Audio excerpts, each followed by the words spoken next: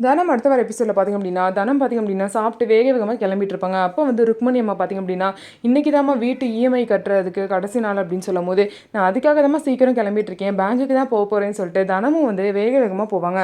அப்போ நடுவில் ஒரு தாத்தா பார்த்திங்க அப்படின்னா, தனத்தோட ஆட்டோவில் வந்து சவாரி ஏறியிருப்பார். அவர் பார்த்திங்க அப்படின்னா ஒரு ஃப்ராடாக இருப்பார் போல். அவர் வந்து ஒரு பணம் திருட்டுறவர். அது தெரியாமல் தனமும் வந்து அவங்க ஆட்டோவில் ஏற்றிட்டு போவாங்க.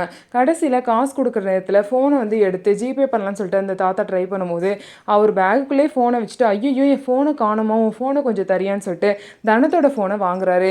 வாங்கி யாருக்கோ கால் பண்ணி அதுக்கப்புறம் அவர் வந்து ஏதோ ஒரு நம்பர் ஓடிபி மாதிரி சொல்கிறாரு. அதை வந்து போட்டு தனத்துக்கிட்ட ஃபோன் பேசுகிற மாதிரி நடிச்சுட்டு ஃபோனை கொடுத்துட்டு போயிடுவார். கடைசியில் 35,000 பார்த்திங்க அப்படின்னா தனத்தோட அக்கௌண்ட்லேருந்து யாரோ எடுத்த மாதிரி மெசேஜ் வரும். இதை பார்த்தோன்னே தனம் வந்து ரொம்பவே ஷாக் ஆகி கதிருக்கு கால் பண்ணும்போது, கதிர் வந்து ஃபோனை செக் பண்ணும்போது அந்த 35,000 எடுக்கிறதுக்கான ஓடிபி தனத்தோட ஃபோனுக்கு வந்திருக்கு.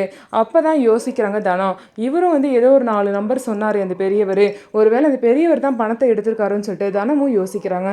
ஸோ அந்த பெரியவர் வந்து திருடிட்டு போன பணத்தை எப்படி வந்து தனம் வந்து கண்டுபிடிக்க போகிறாங்க, எப்படி வந்து இஎம்ஐ லோனை கட்ட போகிறாங்க அப்படின்னு சொல்லிட்டு வெயிட் பண்ணி பார்க்கலாம். நம்ம வீடியோ உங்களுக்கு பிடிச்சிருந்தா நம்ம வீடியோவை லைக் பண்ணிவிட்டு பாருங்கள்.